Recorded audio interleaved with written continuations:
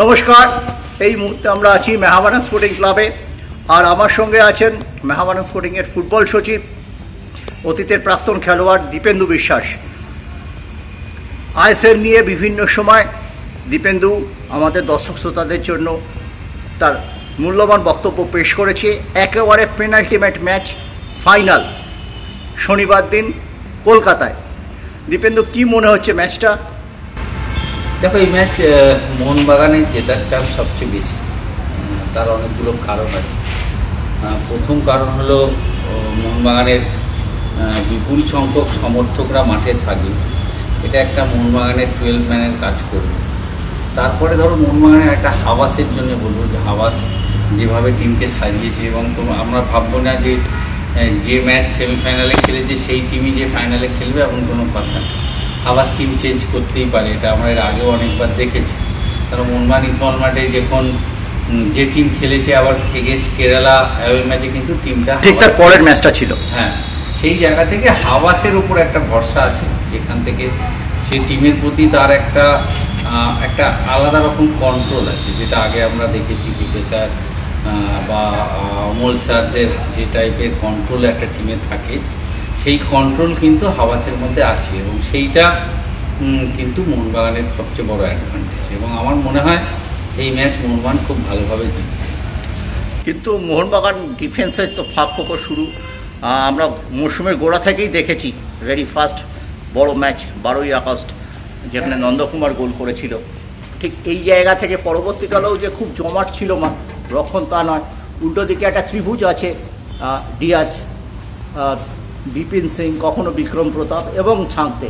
এই যে ত্রিভুজকে মোকাবিলা কিভাবে করবে মোহনবাগান ডিফেন্ডার? এমনও হতে পারে কাল হামিল আর হেক্টর একসাথে খেলতে পারে, এটাও হতে পারে আমি বলতে পারছি।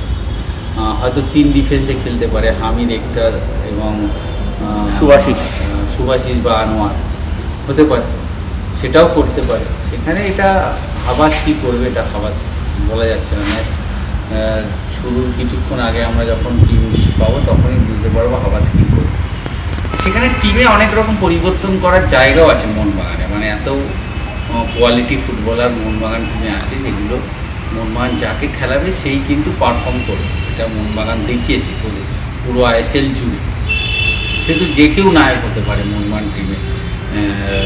পেট্টাতোস হতে পারে, কামিন্স হতে পারে, থাপা হতে পারে, সাহাল হতে পারে, মন্দির হতে পারে, লিস্টন কোলাসে হতে পারে, আনোয়ার হতে পারে, যে কেউ। সেহেতু মোহনবাগান টিমের যেটা সবচেয়ে বেশি শক্তিশালী মোহনবাগানের রিজার্ভ বেঞ্চ, এবং যে টিমের রিজার্ভ বেঞ্চ ভালো হয় সে টিমই সবসময় লং টুর্নামেন্ট জেতে, বড় টুর্নামেন্ট, লিগের মতো টুর্নামেন্ট। সেখানে এই জায়গাটা আমার মনে হয় মোহনবাগানের। আমরা কিছু ম্যাচে দেখছি, আমরা যখন মোহনবাগানের দুটো সাইড ব্যাক নিয়ে বারবার আমরা কথা বলছি, মুম্বাই সিটির সাইড ব্যাক অময় রানওয়াডে এবং মেহতাব সিং, মেহতাবের দিক থেকে কিন্তু প্রচুর ক্রস আসছে, এবং আমার মনে হয় দুর্বলতম জায়গা কিন্তু মেহতাব সিংয়ের জায়গাটা। ও অ্যাকচুয়ালি স্টপার, সাইড ব্যাক খেলছে, এখানে কখনো ক্রোমা খেলছে, কখনো তিরি খেলছে, এবং ওখানে কিন্তু কাল ম্যাঘাগের মতো আরও একজন প্রাক্তন মোহনবাগান খেলোয়াড় আছে, এবং জয়েশ রানেও আছে, যিনি কলকাতায় খেলে গেছে, প্রেশার ট্যাকটিক্স নিয়ে কীভাবে খেলতে হয় সেটা জানে। এটা কত বড় অ্যাডভান্টেজ মুম্বাইয়ের পক্ষে, এবং ওদের যে দুর্বলতা অময় রানাওয়াডে এবং মেহতাব সিংয়ের যে সাইড ব্যাকও দুর্বলতা, যেখানে লিস্টন মনবিরের একটা অ্যাডভান্টেজ, এই ব্যাপারটা কি বলবে? ও জয়েশ রানে মনে হয় না প্রথম দলে খেলবে, ও পরিবর্তন হিসেবে আসবে।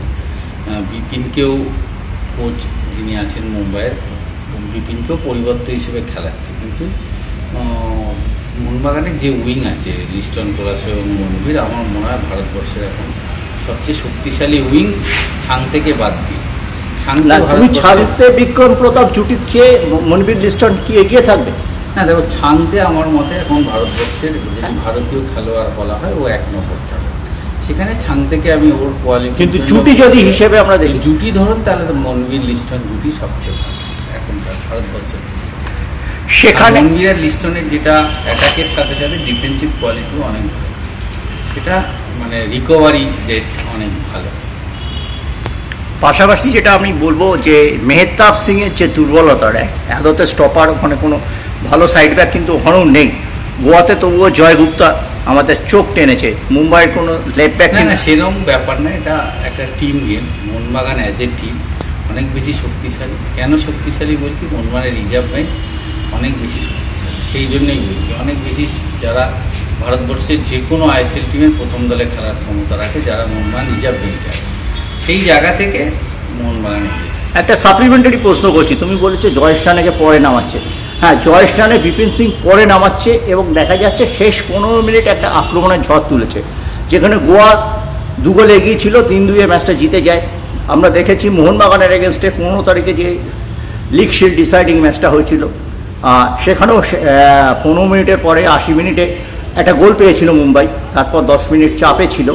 আমরা সেকেন্ড লেগের সেমিফাইনালও দেখেছি, ওই সময় মুম্বাই গোল পেয়েছে। মানে শেষ 15 মিনিট জয়েশ রানে এবং বিপিন নামার পরে যে একটা বাড়তি তাগিদ, একটা ঝড়ের গতিতে আক্রমণ, সেটা কতটা বড় ফ্যাক্টর হতে পারে শনিবারের ম্যাচে?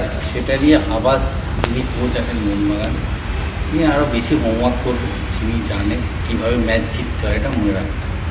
হাবাস যেভাবে ভারতবর্ষের ফুটবলের ট্রফি জিতেছে, সেখানে হাবাসের ক্রেডিটটাকে আমার মাথায় রাখতে হবে, হাবাসের মস্তিষ্ককে মাথায় রাখতে হবে। হাবাস নিশ্চয়ই সেই ভাবনাটা করেছে, একটা কোচ নিশ্চয়ই তার যে চিন্তাধারা আছে সেখান থেকে আমার মনে হয়। দেখো, আগের দিনও আমি বলেছিলাম যে খুব ভালোভাবে 20টা ম্যাচ মোহনবাগান জিতবে। তোমাকে একদম তোমার কথা মিলে গিয়েছিল, এবং এখানেও আমি বলছি যে খুব ভালোভাবে মোহনবাগান মুম্বাইকে হারাবে। মুম্বাই এই 60-65 হাজার লোকের যে চাপ নিতে মুম্বাই পারবে না।